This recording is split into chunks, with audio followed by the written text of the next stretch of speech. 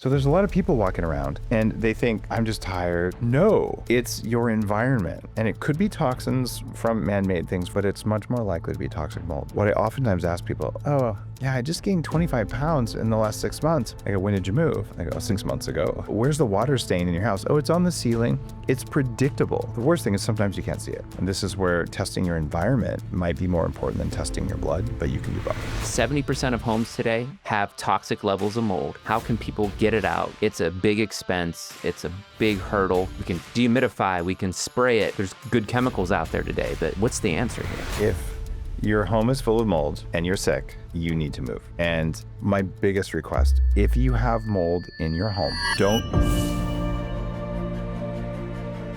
Synthetic candles with synthetic fragrances are probably one of the most toxic things you can burn inside of your home. Not only are the particles that come off of those candles toxic, but those fragrances link to even diabetes and, of course, allergies, asthma, and they're also linked to the big C. Guys, they're one of the most toxic things you can have in your home, fragrance, in particular candles, because they're also putting off toxic particles. So I partnered with the Fontana Candle Company, and the candle that we created is called Uplift. And it did take a year to do a combination of rosemary, which has those neuroprotective effects, also helping your mood and focus and memory, along with ginger, which is very energizing as well, and then vetiver, which is very earthy and grounding and gives you focus, and as well as sweet orange, a very grounding, centering essential oil. And this created a really balanced synergy, so when you burn this, you actually feel it.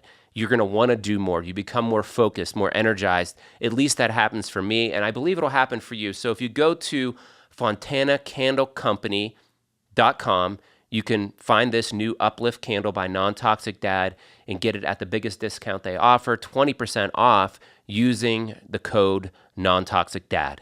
Dave Asprey, honored to have you on the show. When I first heard of you, you were just getting started on this journey, maybe probably 5 years in. And my buddy brought you your name. Do you know Dave Asprey? He's like this amazing guy. He's doing all this stuff. You got to meet him. I talked to him on the phone. I'm doing consults with him. I didn't know who you are. I was kind of stuck in the functional medicine space, and we were teaching doctors. I didn't biohacking, I never even heard of it before. You've created it. And he started showing me some of the stuff that you knew that you were doing, and it was mind-blowing. You really knew what the hell you were doing. It was Mark Hyman that really impressed me. And then some of the stuff that you were doing, it's like, this guy actually knows what the hell he's talking about. So this is super exciting, coming full circle. My buddy Ron Esposito had to pay for, when you were still doing phone consults. Oh, yeah, I don't do those anymore. No, you do not. Not enough time. But you actually remember this. I mean, he's a wonderful soul. Ronnie, he still loves you and appreciates you. And that started me on the Dave Asprey journey. And here we are. Well, thanks, man. I'm not a doctor. I just set out from running a longevity nonprofit. Like, why does no one under 60 ever show up? This stuff gives everyone power. And I became an expert because I weighed 300 pounds and I had chronic fatigue and all sorts of stuff wrong. Yeah. And I'm like, I have to make functional medicine cool. And that's what biohacking was about. It's longevity, functional medicine. So it's not about for sick people, it's for people to become more powerful. And that drives people to be proactive. Yeah, I love that. It's really hard. I mean, in the functional medicine space, I give them a lot of credit. Sick people are the mindset. There's so much involved there, but it's nice taking someone who's relatively healthy, entrepreneurial, or an athlete, and really optimizing their health. And that's fun. We need both sides. You've definitely elevated this piece with the new technologies and things come out to a really powerful level. We are going to talk about today something that's near and dear both our hearts. We're going to come back to those sick people, those people that are suffering. Yep. You talk about the fun stuff all the time. You're optimizing things like crazy lately. It's really cool what you talk about, the different types of testosterone that you can take to elevate your health. I haven't done that yet. We'll talk about that someday. I have questions for you, not on this show, but I have questions, lots of questions. But mold, it took your life. It took my life and so many other people's lives. You've done a documentary on it. I just released Homesick Home, which is a docuseries, and 2 of the episodes are on mold. And when Pedram came to me on this, my freaking home made me sick. Oh my God. So I was so pissed off. And that's why I'm like, sure, I'll invest $1 million and let's go. Let's take this to the world, because if your home's not safe, you can do all the biohacking you want. You can do all the things, and biohacking is making your home safe. Let's make that clear. but getting your home safe, getting it free of mold, EMF, magnetic fields, it affects your sleep, all of it. Let's talk Moldy, which was the name of your docuseries. So moldymovie.com. Moldy Movie, yeah. It's free.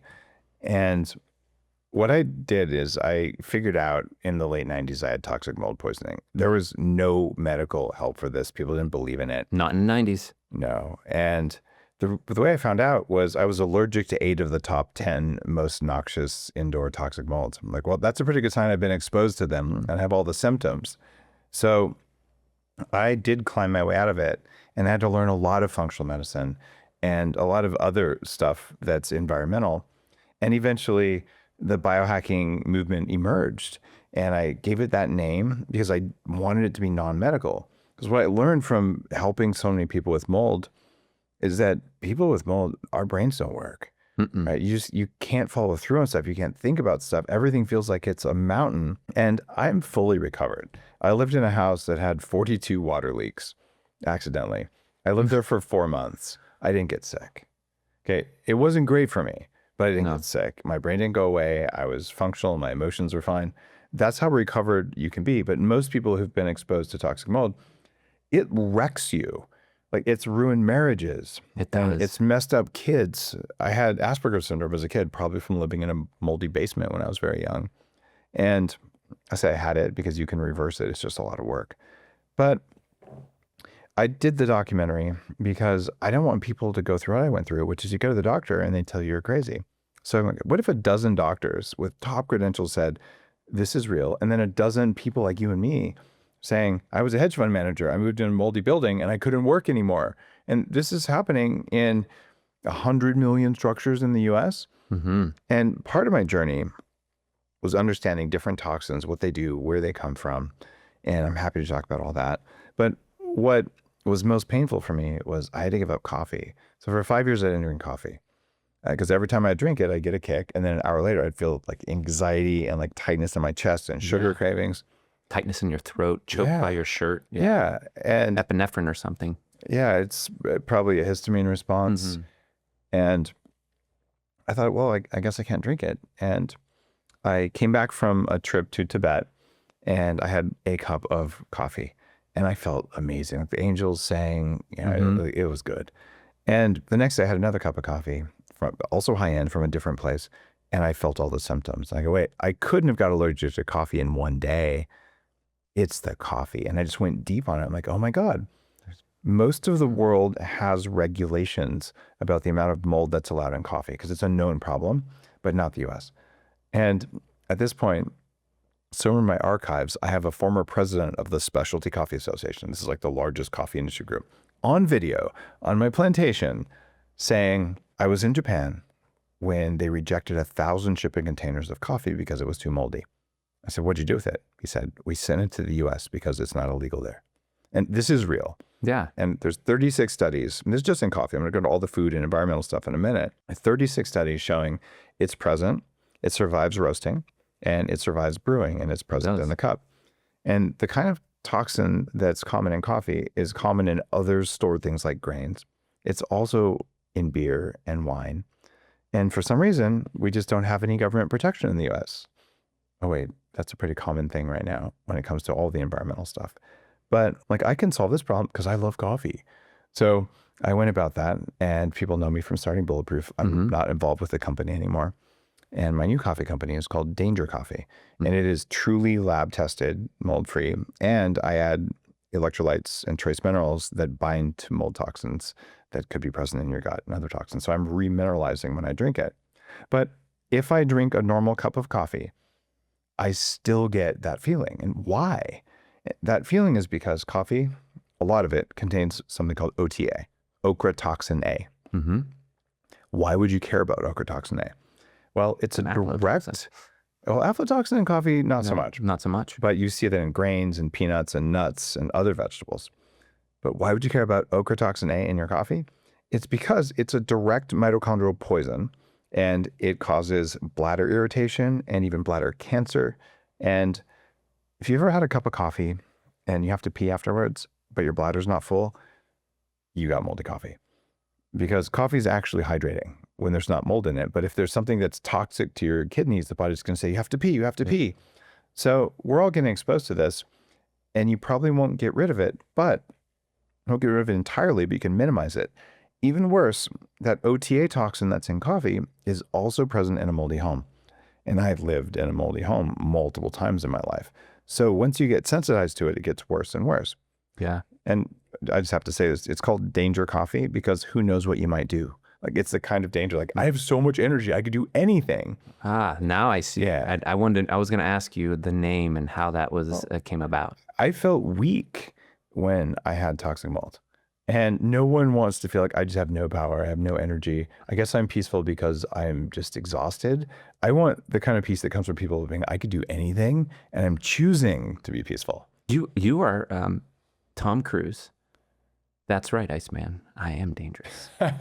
Nice. I forgot. You can use this. Your Top Gun line. You can use it now, and that's how you can connect people emotionally to your I coffee. love it because you're dangerous, and he was an amazing human in that movie, and his fighter pilot. So anyway, they probably drank coffee, maybe the wrong kind. I think it was probably the wrong kind. And Good chances are. it's funny because, you know, I have had a lifelong love affair with coffee. This is the caffeine molecule on my bicep. And yes, it's a carbon black tattoo to minimize the toxins in the tattooing. You're a good man. Only tattoo, so Not pay surprised. attention. But mold, it's in every kind of stored food and some other foods. And here's how mold works in our agriculture system. You can have field toxins. This is mold that grows in the food as it's growing. And then you have storage toxins, which is mold that grows on the food after it's harvested. And it's such a problem that there are actually like global mold weather maps for the food supply. Like, oh, corn grown in this part of Europe has this level of toxins this year. And if there's a drought or a flood or it's too hot, too cold, it affects which species grow and what toxins we get. So since the whole industry is tracking this, let's ask, does mold really matter for human health? To do that, let's look at ranchers. Well, ranchers figured out if they feed moldy feed to cows and pigs, they lose a third of the pregnant animals. They can't carry their pregnancy to full term. They realized, let's take the moldy food and feed it to the animals right before humans get to eat them, because who cares if they get sick? Right. And now, does that mean those mold toxins are in the animal's fat? Especially, yes. This is why I recommend grass-fed meat instead of grain-fed and corn-fed, because the ranchers really do this. And some of the toxins that mold forms are really noxious. There's one called zearalenone. This is a potent xenoestrogen. I mean, it's like human estrogen, but it's artificial, made by mold. Well, it's 10,000 times more estrogenic than human estrogen. And those same non-organic, non-grass-fed ranchers figured out if you put a little waxy pellet of zearalenone in the cow's ear, it'll melt into the cow's fat, and the cow will get fat on 30% less calories. So if you believe calories make you fat, you explain why a little bit of mold toxin makes you fat on 1/3 less calories. So do you want to eat an animal that has xenoestrogen from toxic mold in it? No. Do you want to sleep in a bedroom that has zearalenone in the walls? No, because it messes with your hormones. When I was 26, I'd weighed up to 300 pounds. I got my first testosterone test, and the doctor called. His name was Dr. Miller, and he said, Dave, your testosterone is lower than your mother's. I was living in a house with zearalenone, and I had man boobs and everything to prove it. So there's a lot of people walking around, and they think, I'm just tired, something's just wrong with me, my gut's off. No, it's your environment. And it could be toxins from man-made things, fire retardants and things like that, but it's much more likely to be toxic mold. And what I oftentimes ask people, oh, yeah, I just gained 25 pounds in the last 6 months. I go, when did you move? I go, 6 months ago. Where's the water stain in your house? Oh, it's on the ceiling. It's predictable. The worst thing is sometimes you can't see it. And this is where testing your environment might be more important than testing your blood, but you can do both. When I got sick, I was out at Richie Shoemaker's office. You know, he's kind of the father of it. He discovered it, mold illness, and he put it on the map. And I've been to his clinic, taking clients to his clinic, and it's scary. And back then, you know, there wasn't that great of testing. There's better testing for the humans, like a mycotoxin test. 10 years ago, I priced it out because I'm like, it's not the mold, it's the mycotoxin, right? Yes and no, but I wanted a mycotoxin test to prove my point that there's mycotoxins in my house. It was $1,000 for one mycotest, one mycotoxin, the single, and it was that. But testing, both in the human body and in homes, is really progressing. So you can identify those toxins and realize that you're living in an environment there's no way of escaping. And here's the problem I face, Dave. And I talk to people about it, and I tell them, I had a friend of mine that I work with. He's sick. His daughter's sick. I'm like, do you have any mold in your house? My first question. And he goes, well, no. I'm like, well, do you ever get any water damage? Have you ever had any water damage? Well, every year my crawl space beneath my house floods. Yep. Every year. And then I literally have to take a pump and pump it out the front door. That's a mold bomb house. Yeah. I mean, your house needs to be, it's about a $200,000 fix, $200,000 fix to fix it. But now he knows it's making his daughter sick. So he doesn't have the 200K. Does he move? Like how can, and so when you release the series Moldy, I'm releasing the docu-series, Home Sick Home, which has the 2 episodes on mold. People watch it, or they might not even watch it, because once you understand that 70% of homes today, I would say, or more, have toxic levels of mold, how can people get it out, get motivated? It's a big expense. It's a big hurdle.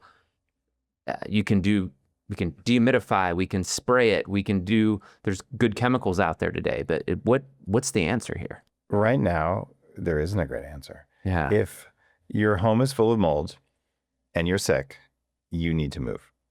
And I know that it's expensive. And I interviewed people in Moldy who were living in an RV.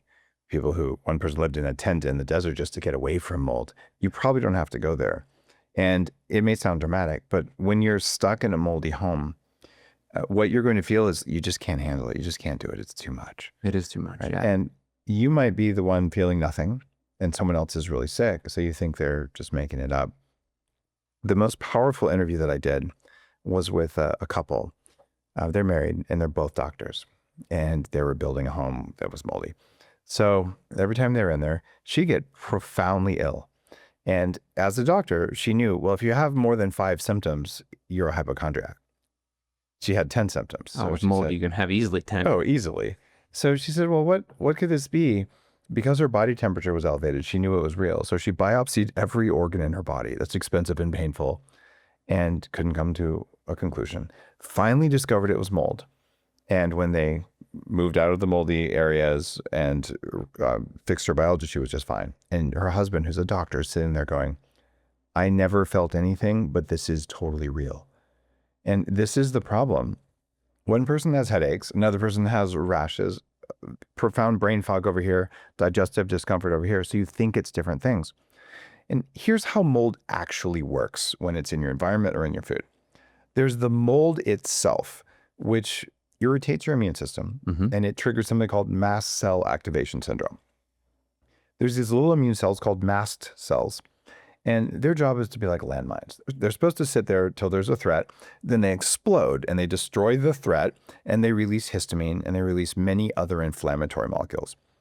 And when we get chronically exposed to mold particles, not even the mycotoxins, just the mold itself, what it does is it sensitizes those mast cells. So imagine you have a landmine, and it's only supposed to go off when a tank is over it, but now a puff of wind sets it off. And when it blows up, all the ones around it get blown up from that too. So you have these waves of inflammation that have widely differing symptoms in people. It's a primary cause of brain fog. On top of this effect, which chronic fatigue syndrome is usually that, it can come from other things like Epstein-Barr or long COVID, but it's basically these cells being overly sensitized. But on top of that, with mold, you get the direct toxin effect.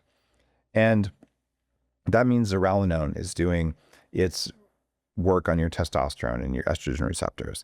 That means OTA is making your mitochondria unable to make energy. It means aflatoxins raising your cancer risk. And there's about a dozen other big mycotoxins. So like, wow, I was poisoned and my immune system was irritated. So it's no wonder that I'm dysregulated, and dysregulation looks different in different people. And something else even more nefarious happens when people don't move out of moldy homes. The mold takes up residence inside your body in the what's called interstitial tissues. And then you move out of the moldy environment the first time, and it doesn't work because you took your couch and your bed that are full of mold. So you move the second time. And now anything that's porous, if you can't clean it, you just leave it behind, right? You leave your books, you leave a bunch of things that you didn't want to, but at least now you only have things that have no mold on them. Yeah, and I had to do it. Yep, I did too. Yeah. And you're starting to get better, but then you don't get all the way better. And it's because the mold is growing inside you. It's and gross. It's gross. And so this is a big part of what's happening in the mold community is you actually take antifungal drugs for a meaningful amount of time that kills the mold in you. And you go from being someone who can't walk into a moldy building without a panic attack, and I've seen this over and over in people, to someone who can walk into a moldy building and go, oh, it's moldy in here. I'll be okay. And to fully heal, it can be quite a journey. But the role of this documentary or this docuseries is to share the knowledge about what are the things that are likely making you weak. And in biohacking, you want to be better. So you could say, I'm going to do things to make myself stronger, but that would be dumb. The first step is remove the things that make you weak. So you get out of the mold, calm down the mast cells, and deal with the toxins. And when you do that, you remove the things that are making you weak, and now you work on improving yourself. What do we do for the home itself when you move out? Well, let's say you can't move out. You can test where it is. You can find the leaks. And I've done this. I bought a moldy home on purpose because it was everywhere in Canada where I was looking, they were all moldy. We had to pull off the siding on half the house, remove stuff that had mold on it. We had to go to the sub basement or the crawl space, and we had to line it with swimming pool liner and put in dehumidifiers and paint it with anti-mold stuff, and it became a clean house. And my biggest request, if you have mold in your home, don't be the one who fixes it. When I was filming for Moldy, we went to a hurricane or a flood damaged home. It was really bad. We put on the Tyvek suits, the respirators, duct taped our gloves, the camera crew, and with me and our producer. And we went in to get some shots of cleaning up mold. And afterwards, I was such a zombie. I'm like, I feel so bad. And a producer, I'm so bad. And these young camera guys who are super healthy, they're all looking at each other going, man, we didn't think this was real, but we feel like crap. And this was with protective gear. Yeah. So if you're already sensitized, PPE. you need to get out. Some houses are just not worth it. And here's how big it can be. I had a slow leak behind a dishwasher in Palo Alto, where I used to live. We had the dishwasher replaced. Guy didn't say anything about the leak. The next day, all of the bad things I had in my health came back. My digestion went away. My skin broke out in all kinds of pimples. My brain fog was back, emotional dysregulation. My dog stopped eating. Everyone in the house got sick, depression. And when we figured out it was the mold, there was 10 feet of soaked wood underneath there. They had to rip out the whole kitchen. And another time, my father dreamed of living in Alaska through the winter. So he rented this house on a river. Well, in Alaska, you have boiling water in kettles on fireplaces to humidify the air. And the house is sealed and it's really cold outside. So you get condensation inside everywhere. I visited. I was completely scrambled for 3 months after being there for 5 days. And my parents had all the signs: falling over, nosebleeds, frequent bruising, emotional dysregulation, chronic sinus infections, all the things that we know are mold these days. And they didn't move. About 6 months later, my dad had a heart attack. He had fully clear calcium score before he lived in that house, and he had fully blocked calcified arteries 6 months later. And mold is tied to cardiovascular things. It's tied to cancer. And there's a compound that's formed in a lot of these so-called healthy foods like spinach, kale, and it's called oxalate. Well, people who get mold, your body makes more oxalate, and oxalate makes calcium deposit in your tissues. So what does this mean? Number one, if you can get out of your place, move out. If you're renting it, break the lease. The landlord's going to be afraid that you accuse them of mold. You might need to have an attorney write an angry letter, but you'll get out. Yep. If you own the home, your insurance probably won't want to cover it. And so then you got to decide, how much is it going to cost to remediate it? Can I do it? Or do I sell the place? Do I get out? And I'll just tell you, getting your energy back, getting your brain back, especially if you have kids, it's not optional. And it's not a fun message to say. We got to find a way. You can put in air filters. They help. Dehumidifiers help. Dusting meticulously, make sure there's no dust, really, really helps, because dust is a major vector. It can actually go in through your lungs or through your skin. The biotoxins, and they attach to those dust particles. Exactly. Yeah. There's also a product called Homebiotic. This is a environmental probiotic. It costs like $25. You can spray it around, and it's soil bacteria that naturally compete with mold. It's not a full remediation, but it helps to keep mold levels down. And it definitely stops mold from growing in showers and things like that. So it's a low cost way of at least helping. You're going to need to get a humidistat, something that tells you what's the humidity in the house. And you can look online. What are the ranges? If it's too low or too high, mold is more likely to grow. So maintaining the right humidity. Do you think that on that one, I always say keep it below 50% at least for 12 of the hours, right? Because I think once you get at 50 or above, so if it hits 50 or 55, but if it's not sitting there for 24 hours at that level, but I always tell people try to keep it below, 50% if you can, if not most of the time below 50%. The problem with recommendation like that, Yeah, that's what I mean. is that Asking. most people here, if something's bad, the level of 0 is good. You'll That's say, true. cortisol is bad for you. I want low cortisol. Well, low cortisol is 4 times more deadly than high cortisol. So it has to be in the right range. If humidity goes too low, I don't remember the low range, it's like 20, 25%. It also increases the risk of a different kind of mold. So there's a window, and you can easily find that online. And what you want to do is get your humidity there and look for areas of condensation, and then do something about those. Maybe it's a fan, maybe it's changing a window that leaks. But recognizing the sources of water and getting those out, that's step number 1. Figuring out anything that's making dust, likely your bedspread, likely your cloth couch, things like that, they might have to go. Or maybe be professionally cleaned is a possibility. And if you do that, you may find you're so much better off. The other thing that's just tragic is HVAC systems. They're usually full of mold. So you should get that professionally cleaned when you're not in the home and run HEPA filters afterwards. And if you can afford it, getting a UV sterilizer and a better filtration system is a really good idea. And these things are going to help the vast majority of people. But it affects even new builds. It affects like Erin Brockovich. Yeah. There's a famous movie. She fought against the pesticide companies and won. She bought an $8 million house, and it had mold in it, and it made her sick. Right. So it's not about is the house nice? Does it look good? No one's safe from mold. Yeah, exactly. Yeah, I went up into these. I remember going to HVAC units in Florida, and when I was aggressive. I was so mad at mold, and I would rip it open, and there'd be a stack of just black dust and dirt. I mean, I went into this one, and I was shining inside. I mean, it's coated with dust and dirt, and so there's mold. But I'm doing better than I thought. Third room, I saw at the front desk. I should have brought you some Homebiotic. Yeah. So I have trouble with that stuff because just sometimes you just can't get away from it. Yeah. And another thing that's worth Airbnbs, people who own them turn off the AC. So the house is sitting still, it's empty for a week or two, and there's moist, wet air. And what does mold like to eat? Drywall and anything made out of fabric. So you're likely to get mold in an Airbnb.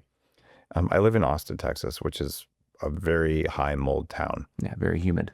And I leave my AC on 24/7. I don't have it super chilled, but I leave it on because it's dehumidifying the home. So if I'm out, I set the temperature up to 78. Right? And I do that because if I let the house go up to 110 when it's high humidity, I will have a moldy house in 3 days. That's just how it works. It's pretty simple. Mold needs moisture and water and food. Yep. I mean, the house I have now is concrete, steel, still has some drywall, but I have mini splits. So no more HVAC. I won't do it. I'm a mini split man all the way, and I can clean those, and they still get moldy. Yep. One of my daughter's room, I let it go too long, and you could go and you could smell it. And then I spray. I have a chemical. There's a company. I forget the name of the company, but it's a strong oxidizer is what it is. HOCl or is it the peroxide based one? I think it's the peroxide based one. Yep, that works. Yeah, it's a good one. He has a bunch of people. We did a bonus interview in the Homesick Home series with him because he's local. Smart guy. His name's Mike, something like that. Here's the issue. But it fixed it. I want people to understand, if it's drywall, bleach or hydrogen peroxide on drywall will make it worse. Yes, that's Don't important. do that. And if you do that, the moisture goes into the wall and feeds the mold that's not on the surface. You kill the surface mold and then you feed the mold that's inside. So the trick is, how do you introduce something that's going to stop mold from growing? And just sealing it all in there, there's still a back of the drywall. So if you can, removing the drywall is a really good idea, and putting new drywall back in when Removing it's is dry. always the best way. I mean, some of these mold fogging companies, they say, "Oh, we'll make it better without removing." I'm like, you still have the mold spore. You still have the DNA. Like, there's all kinds of risks still. I think I got to have full removal, in my opinion. It's full removal if you can afford it. If you can't, you do your best. Yeah, you do your best. We did a study of Homebiotic. We had raw drywall at 30 degrees centigrade. That's really hot, and 99% humidity. And we inoculated the drywall with toxic black mold. And in 3 or 4 days, the control samples totally covered in black mold. The other one, where we sprayed the environmental probiotic Homebiotic on it, it lasted for 2.5 weeks without the toxic mold being able to grow, because those bacteria will eat the mold. They're called hyphae, but they're like mold roots, and it directly eats mycotoxins. So it's an interesting strategy to say, well, what if we use what Mother Nature uses to create balance in soil, to create balance inside your home? So I wouldn't want to remediate my home with that, but do I spray areas where there's condensation?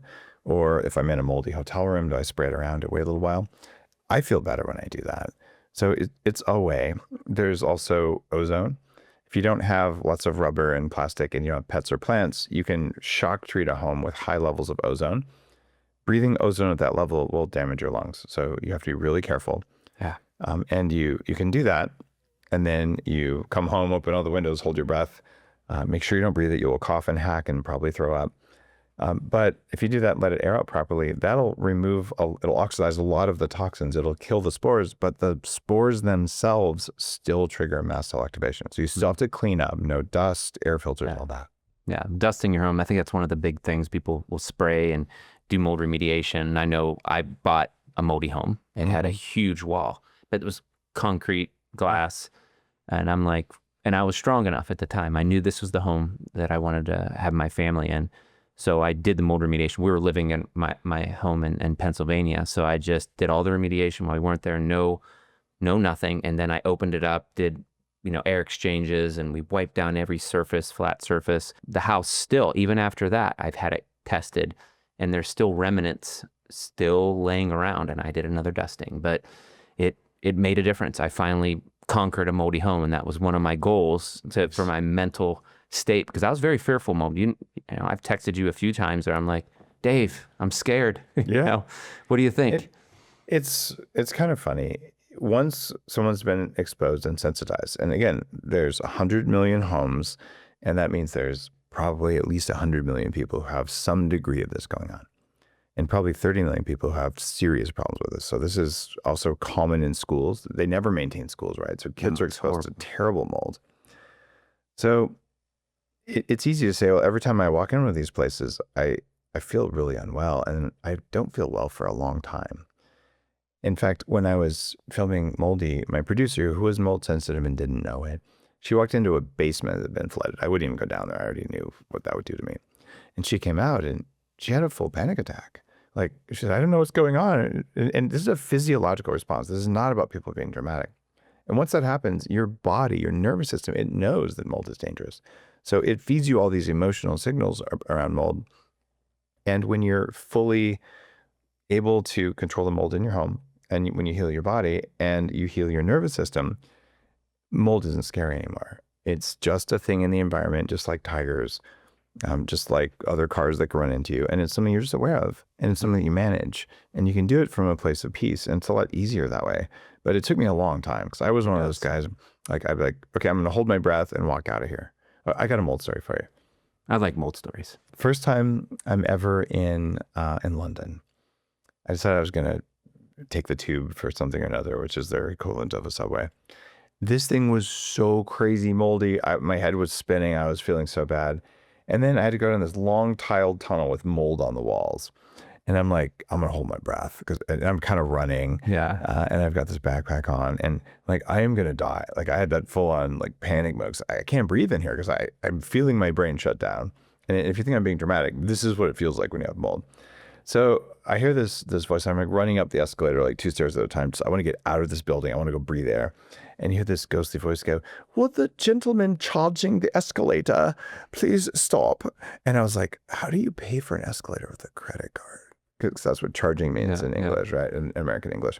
And that charging meant running. So they're like, he's going to incite a panic because he's running up the escalator and they'll think he's a terrorist or something. But I was like, I don't know what's going on. And I literally sat on a bench for 2 hours after that, just going like, I need to calm down. And then I had a bunch of espresso to try and calm down.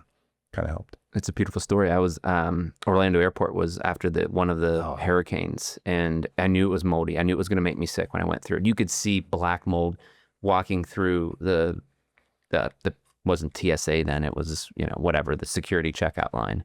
I was so scared because I was very sensitive at the time. One hit like that could take me out for a week. Yep. We were training doctors at the time. I'm like, damn it, So I put on PPE when it wasn't cool. And slapped it on and would walk through. We got the looks. We had people wanting to fight us on the planes. I'd wear it on the plane, but I was so Pre-COVID. Way pre-COVID. Wow. We're talking like 2008. Wow, they want to fight you? What did they They say? just making fun of us for doing it. A lot of hate for wearing masks. You didn't know the magic words. I have projectile gonorrhea. If you say that, they back away like 10 steps and you're totally... Dude, I have I have an STD that if I breathe on you, you'll get it, or something. Yeah, no, I almost had to break up a fight. It wasn't with me. It was with my business partner at the time.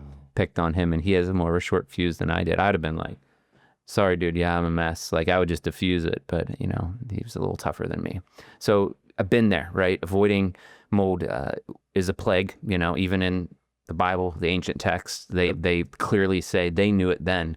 And other texts talk about it, that this stuff is life-altering. We can talk about the building materials. We can talk about how the real estate industry is scared of it, how, we don't have regulations in Europe. They don't have as much as a mold problem, but they still have it, but not nearly as much. The reason they don't have as much of a problem is they treat their soil better and they have better regulations. The stuff that's illegal to sell there will eat. So peanuts and nuts are major sources. Dried fruits are major sources. Beer and wine are major sources. And any grain is going to have meaningful amounts of mold in it. It's one of the many reasons that people feel better when they take grains out. The cleanest grain by far is white rice. It has very little mold in it. And in the U.S., we do weird things. When you spray glyphosate on the soil, it causes a soil fungus called fusarium to become much more aggressive, but it moves into, it makes more toxins called fusaricins, and it moves into the roots of the corn and basically bonds with them. And that means the corn, when it grows and it doesn't look moldy, it contains high levels of mold toxins. But if you test it, the corn will test to be low mold because it's mold toxins, fusaricin, bound to sugar in the corn. And as soon as you eat that corn and your digestion breaks the sugar bond, you now have mold toxins. It's one of the reasons corn is something that triggers way more people than it did before. And similar problems in wheat. And so what's going on here is eating fewer grains or no grains is probably a really good thing to lower mold in your diet. One of the largest sources for mold, because we drink a lot of coffee, it is coffee. And that's why Danger Coffee, lab tested, mold free. Sometimes if you just don't want to eat something, there's probably a reason. Your body will tell you if something is moldy. Get those berries that have been in the fridge for a while. Maybe just don't eat them, right? And well, talk to me about, I know I have this question because I don't know the answer. Moldy berries and mold on food, like, the grandfathers of the world, the older dads of the world, that's fine, put some salt on it sort of thing, eat it anyway. How toxic is mold on strawberries? It depends on which mold grows on the strawberries. Yeah. The answer is you don't know. I always throw it away. I don't know. If you eat moldy food, you're stupid. Yeah. I'm sorry. Grandfathers did a lot of dumb stuff. You can see it's moldy. You can taste it's moldy. It will have a biological effect on you. And you can say, well, I'll just walk it off. Yeah, walk off the tumors. Because if you look in hundreds of studies, there's a direct link between mold and diabetes, mold and cardiovascular disease, and mold and cancer. In fact, the most cancerous substance we know of, cancer-causing substance, is aflatoxin, which is a common mold toxin. So if you're saying, well, I eat a lot of these plant-based foods, I'm eating corn and wheat and even some of the superfoods, these are high mold crops. And the U.S. does have limits for some of those, but that doesn't mean that it doesn't mean that that exact batch met that definition, and it doesn't mean it was stored properly after it was tested. So I found that the fewer high likely to be moldy foods that I eat, the better off I am. And if you're saying, well, what about moldy cheese? Let's talk about Roquefort blue cheese, right? Mm-hmm. There's a toxin in it called roqueforticin that is documented. Does that mean you shouldn't eat it? No.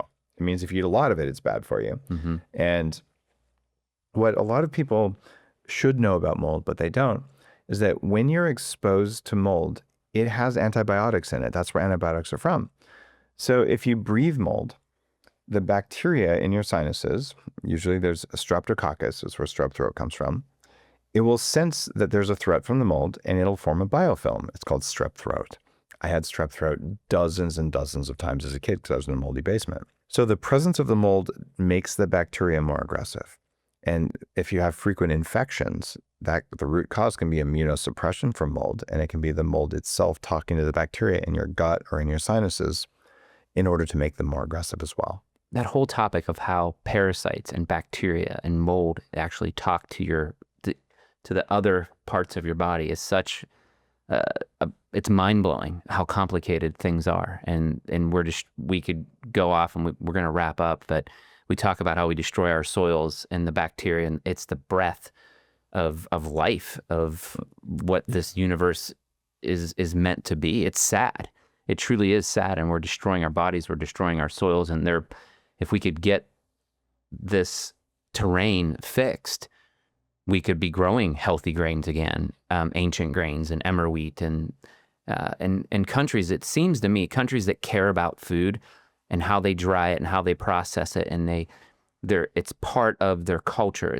That's part of their pride. They take really good care of the food, and they know that we don't want to grow mold on this. And animals know we don't eat. I watched a documentary the other day. If it's a stagnant pool, you dig on the side where the water's filtered because it's going to make you sick. But in America, we're being fed food that's a stagnant pool that we shouldn't be drinking out of, and we're doing it anyway. Meanwhile, folks like you, folks like us are saying, no, you need to drink fresh water. You got to dig next to the cesty pool and find life again. So this is there's a bigger mission just than talking about mold, but our food system is poisoned.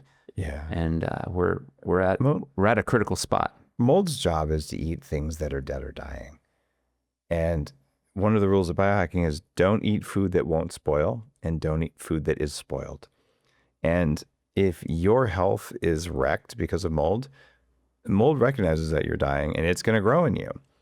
And if we poison our plants with glyphosate, the plants become weaker, and then the mold says, it's time for me to eat it. Mm-hmm. So there's a delicate and beautiful balance here.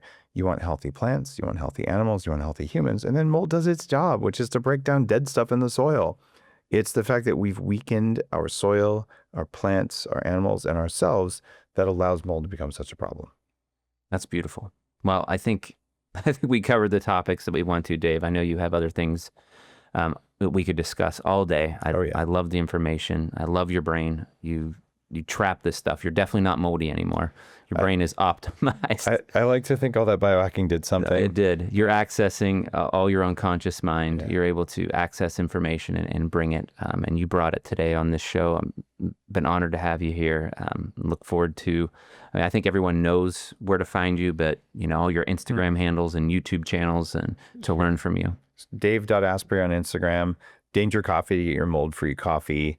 And daveasprey.com has thousands of articles, including a bunch about mold in your house and in your food and in your body. And for me, it's personal. I don't want anyone to go through all the hell I went through because of mold. And I did moldymovie.com just as a gift for people. And this docuseries that you're doing is critically important because it's not just mold, it's all the other toxins. And you've got such a great mind. You understand the whole ecosystem of toxins. So anyone who watches this series, you don't have to do everything in it. Just do enough that you feel better. And then everything gets easier. So thanks to you for the work you're doing. Yeah, I appreciate it, Dave. Blessings, brother. Thank you. Blessing.